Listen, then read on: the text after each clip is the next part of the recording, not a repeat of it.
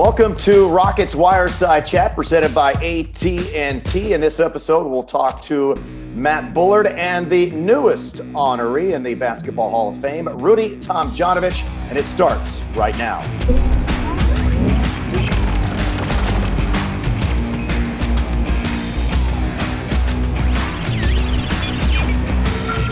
I am Craig Ackerman, proud to be joined by Matt Bullard and the newest member of the Basketball Hall of Fame, the former head coach of the Houston Rockets, Rudy Tomjanovich. Coach Matt, welcome. And Rudy, congratulations. You're a Hall of Famer.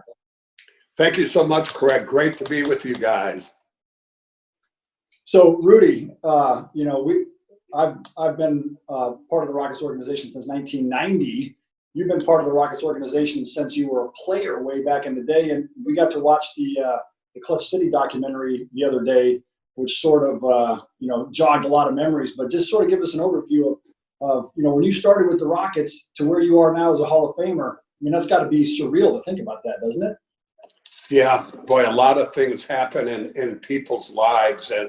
And in my life, I had my ups and downs. And, what was a funny thing when this Hall of Fame thing came through, and the things that came into my mind were not the championships and the big positive up moments. It was the down moments, and where things weren't going great in my career right from the start. I grew up in a city that was a great baseball town, right in the middle of Detroit. So I grew up as a baseball player, but I didn't have the money. So my uncle, he mentored me, and he would take me out, and he exposed me to all the sports. And he gave me a game plan for life, and that was to get to college, we were going to have some help. My family didn't make that kind of money. So he said, keep getting the grades, but get a sport that you're good at, and you might get a scholarship. So that was sort of the plan. And I got sick of baseball. And to be honest with you, I didn't have that fire, that passion for the game, even though I was an all-star and all that.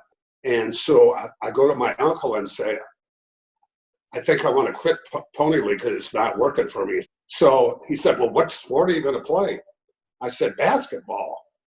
And he looked at me like, are you kidding me? Up until that time, I had been on the junior high team and didn't play one possession. So now I go to high school, and I'm going to start my basketball career. Didn't know much about basketball. So when I think about this stuff, and then going to going to college and to the Rockets, in my first year in San Diego as the number 2 pick in the draft, I was known as Rudy Who. So I struggled through that year. I didn't know what the hell was going to happen. And they traded us to Houston, where Alvin Hayes had played. And heard that people in Texas don't even know what the hell basketball is. One of our first appearances is out at Sharpstown.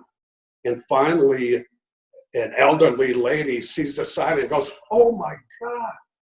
I love you guys. Can I get a picture? And we said, God, of course, come on, and take the picture. And she looks up, she says, God, tell me something. How do you guys fit in those space capsules? He thought we were astronauts. I says, no, we're with the basketball team. She said, basketball? There's no basketball down here.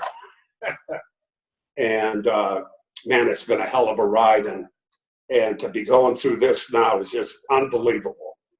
Well, so and you sort of skipped over your career at Michigan, where you played for Johnny Orr, and so kind of tell us about how some of the coaches that you played for along the way informed you of how you would be a coach.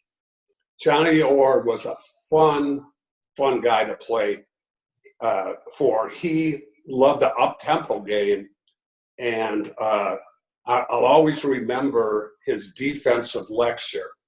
His defensive lecture was one sentence. He said, boys, you got it all wrong. He says, when they score on you, don't get your dauber down. Grab that son of a gun out of the rim and throw it down there. Bird will be basket, hang it, we'll get it right back. So I come to the pros, and I have a great coach in Alex Hannum, legendary for how he handled Wilt Chamberlain. And we had 2 plays, and both of them were for Alvin Hayes. And you had 2 plays. 2 plays, and they were both for Alvin. And he said, if Alvin has the ball and your guy turns his head and you don't go to the basket, you're coming out of the game. He was really tough on the shooting free throws. So back in those days, every foul was shot.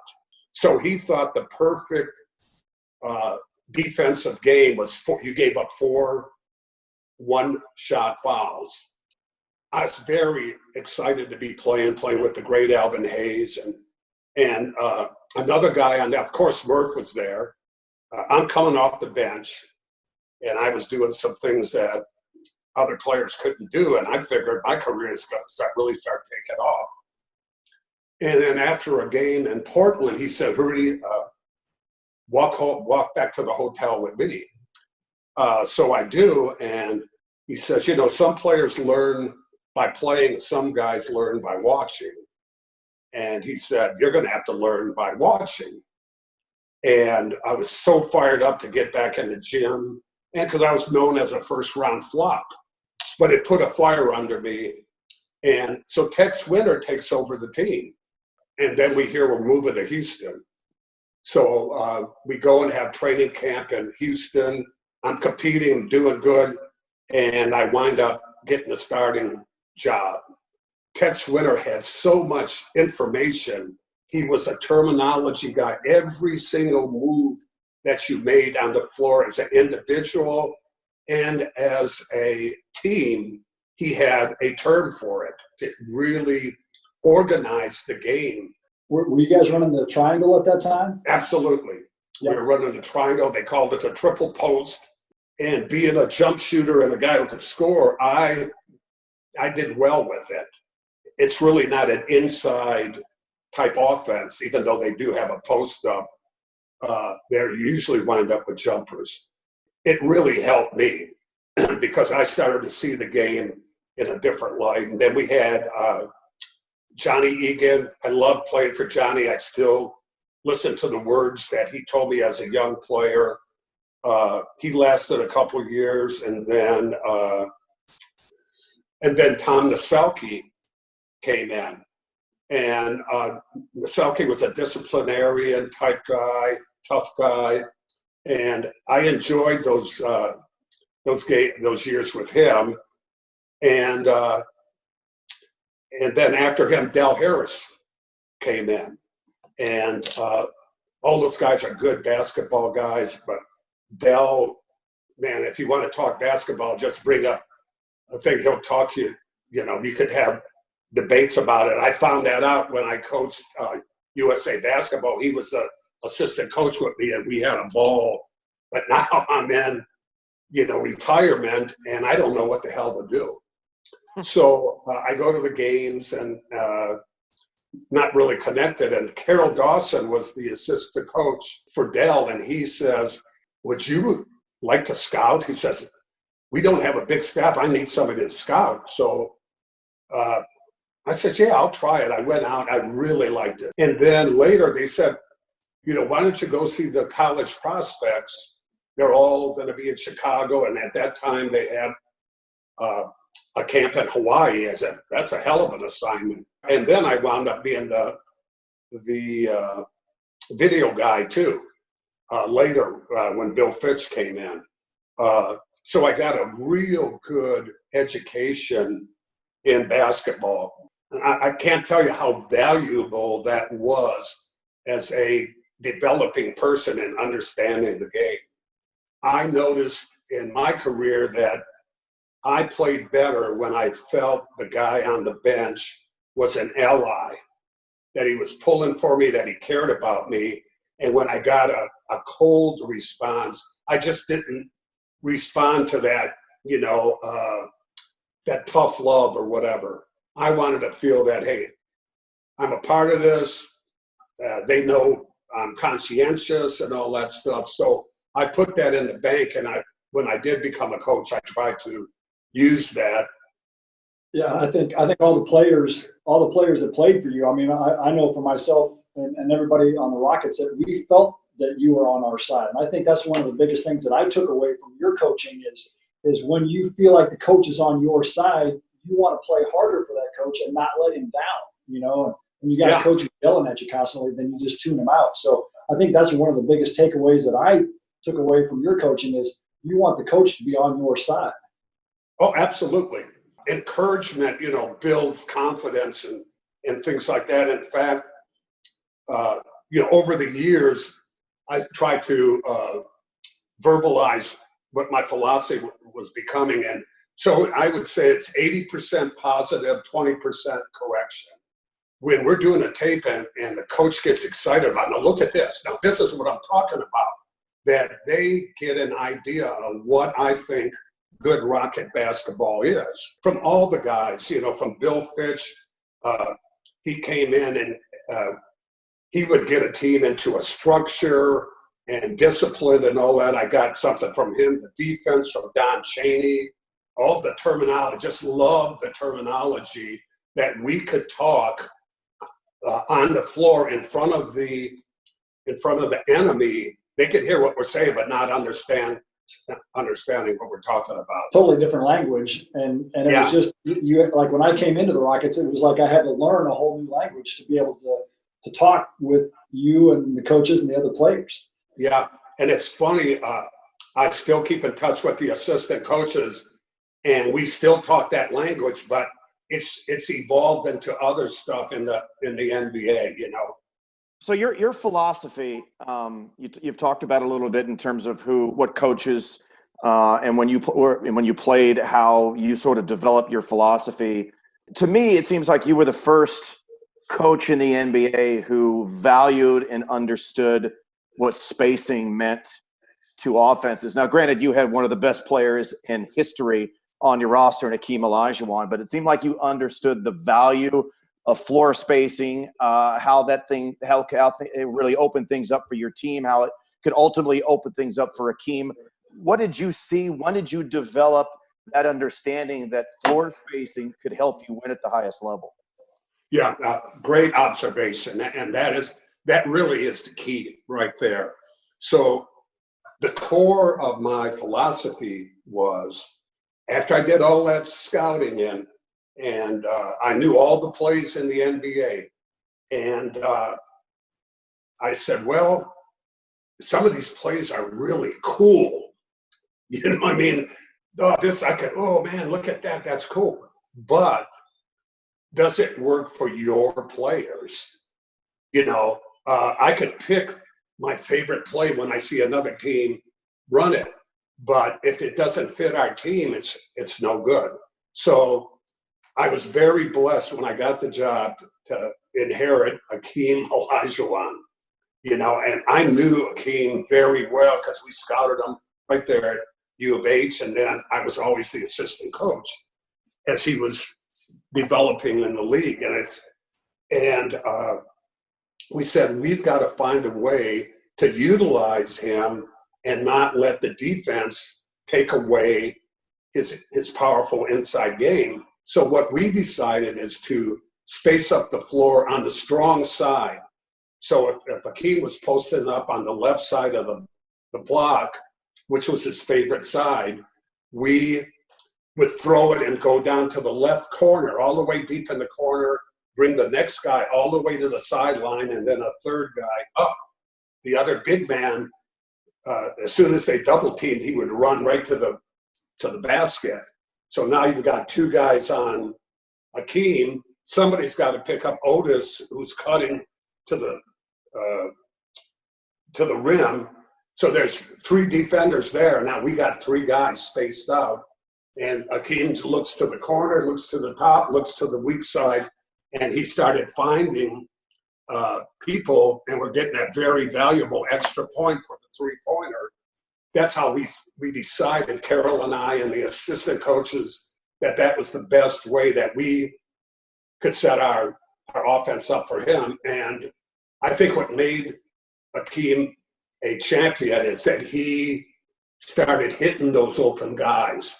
We started bringing in guys that could shoot the ball. They might not be able to do some of the other things, but they had a role on our team to keep those guys off of Akeem.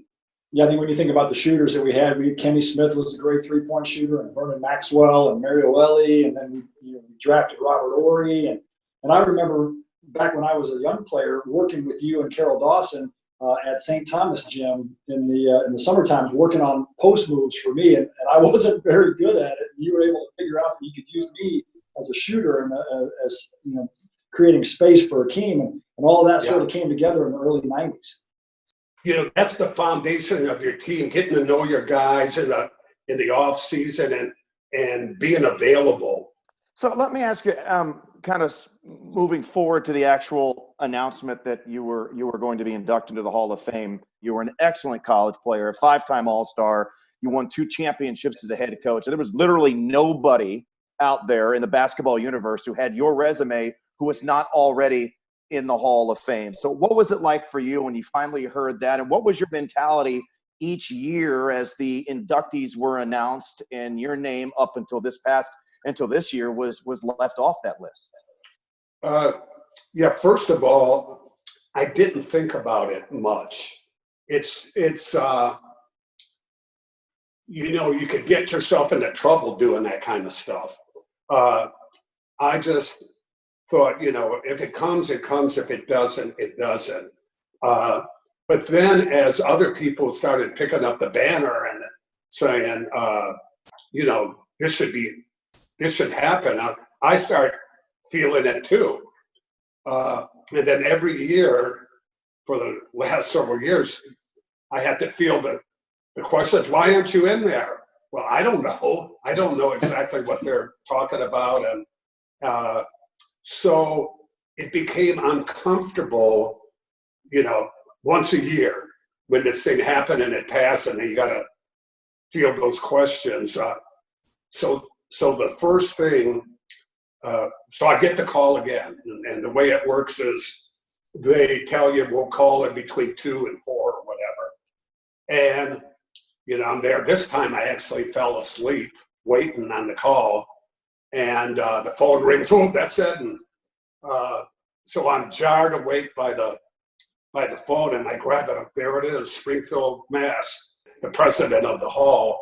So he starts talking, and I'm hanging on every word. I'm just like, come on, what is it? What is it? And finally, he could sense that. He says, well, this is a happy call for me because I'm telling you, you're in. And boy, a big sigh of relief. I don't have to talk about, why I'm not in there. And then the whirlwind. Since then, I've been, doing several talk shows, call-in shows, a day. And we still don't know if we're going to be able to have that event. I'm sure they'll find a way to make it really good. And I'm just waiting for word on, what's going to happen.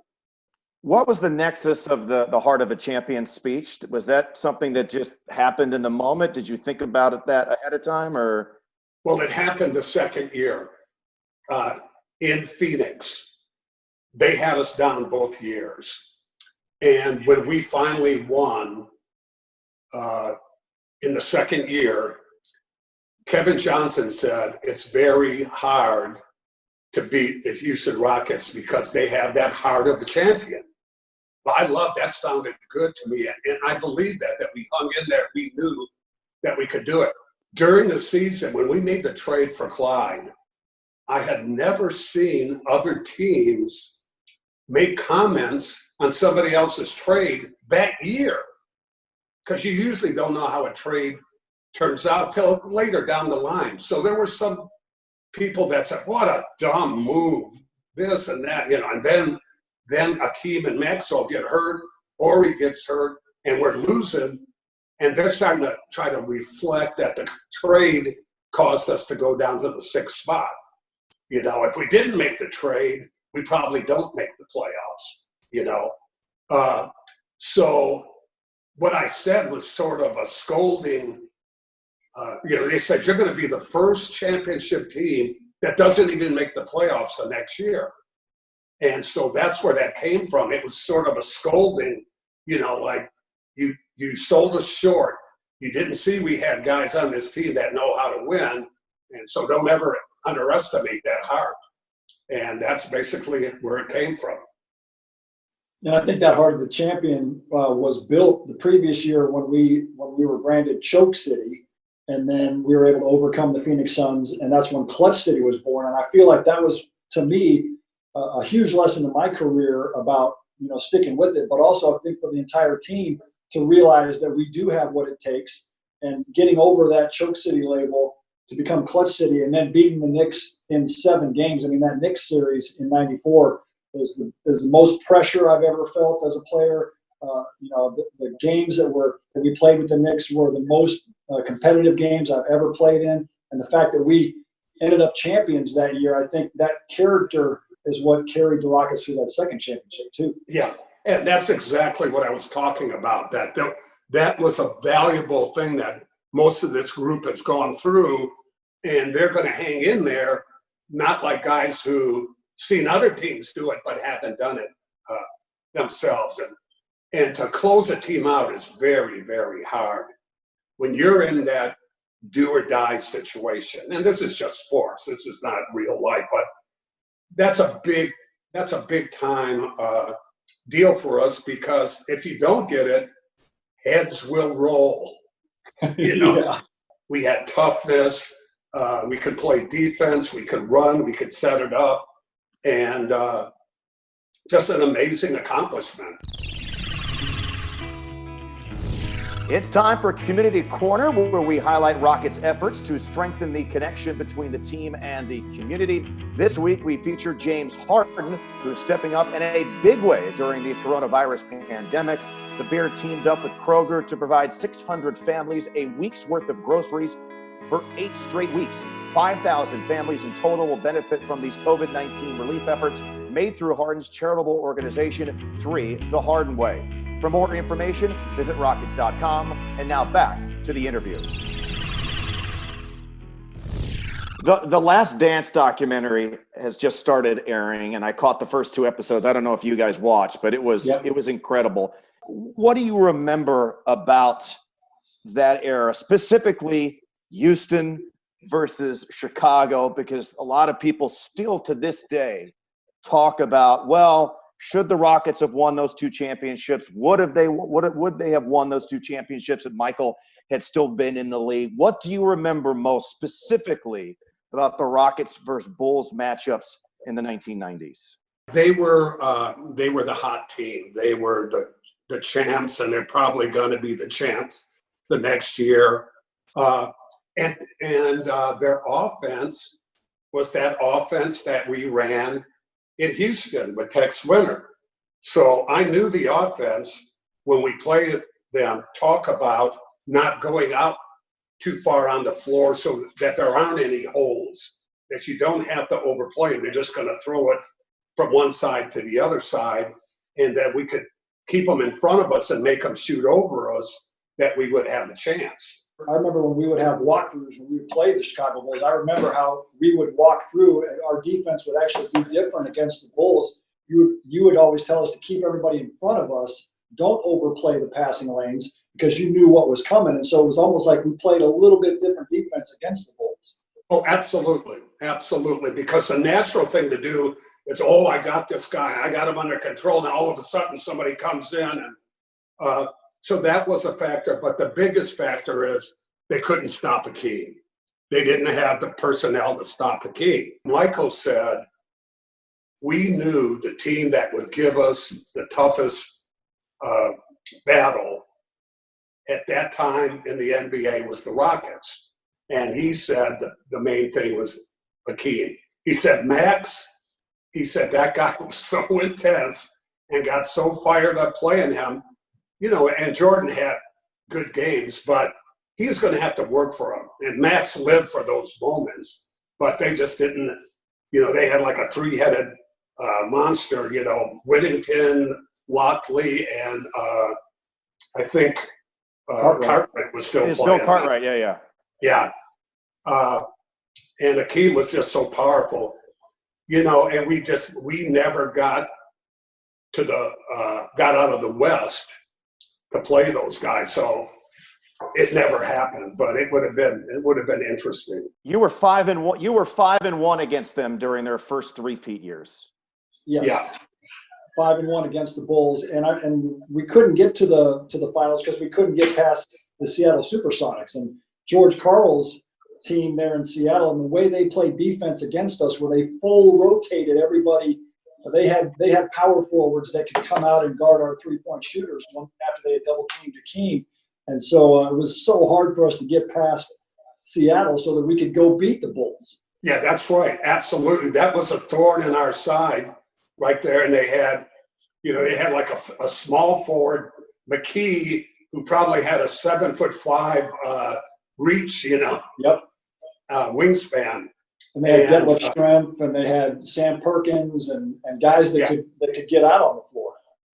Yeah, we got to watch the Game 7 of the Rockets beating the New York Knicks recently, and I didn't remember that Derek Harper had such a huge game for the New York Knicks in Game 7. He was on fire, and Derek Harper, like what you're saying, Rudy, from Derek Harper all the way down through Anthony Mason and Charles Oakley and Patrick Ewing.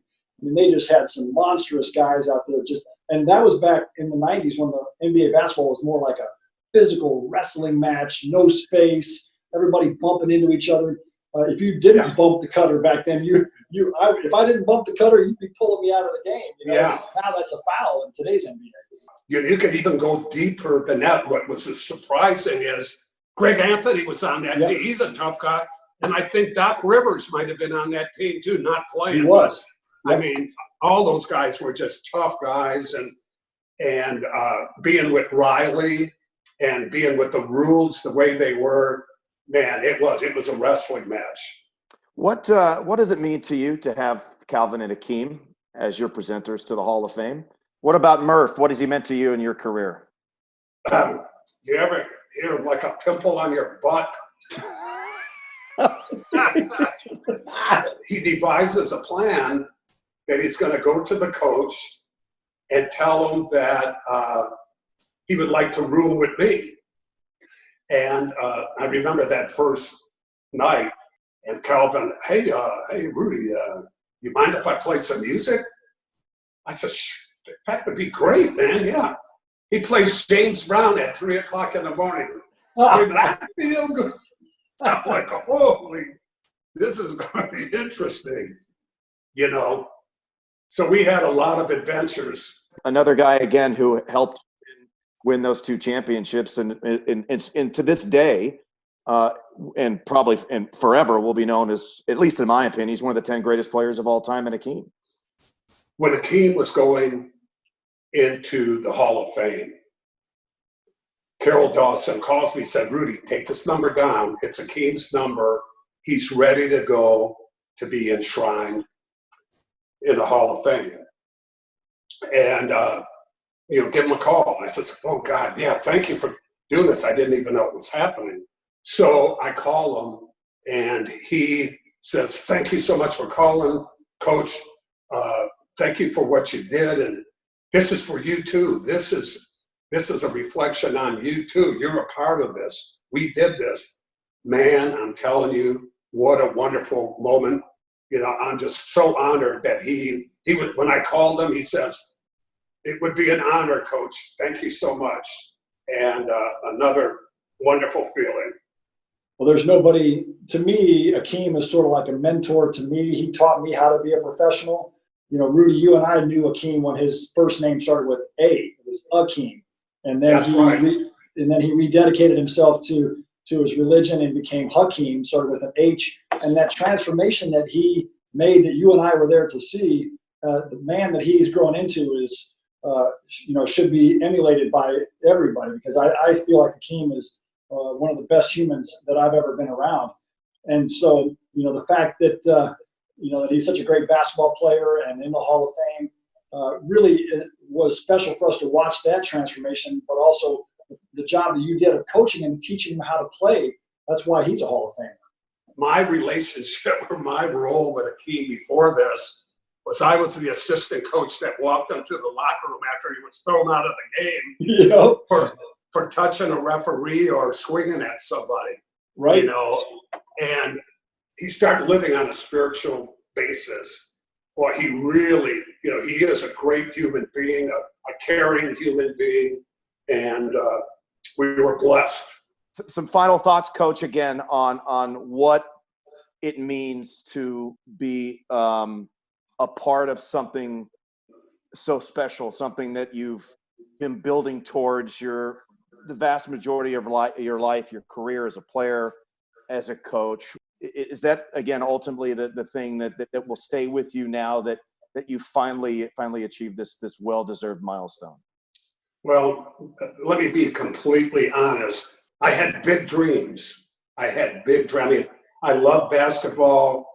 I can't even imagine what my life would be without basketball because I'm really not that good at anything else. Yeah, I'm so humbled by this. You know, I dreamed of being a good player, of going to college, of, you know, breaking in the starting lineup. This thing is the ultimate award for a player or a coach. And I'm just completely grateful. I can't believe it's me. I loved the sport for so long, and I just think it's the best sport. And for me to be in that group, I just feel I've been the luckiest guy in the world. I'm just the luckiest guy in the world. Well, take a breath, Coach, and enjoy being a Hall of Famer. It's well deserved. I know a lot of us have been angry ourselves that you haven't made it in, but now that you are, I know we all feel validated for you, and congratulations. Thanks, Bull. Means a lot. Good to be with you guys. Thanks, Craig. See you, Rudy. That's it. All done. Episode over. Thank you so much for watching. Please subscribe now to get all things Rockets delivered right to you, and we'll chat with you next time.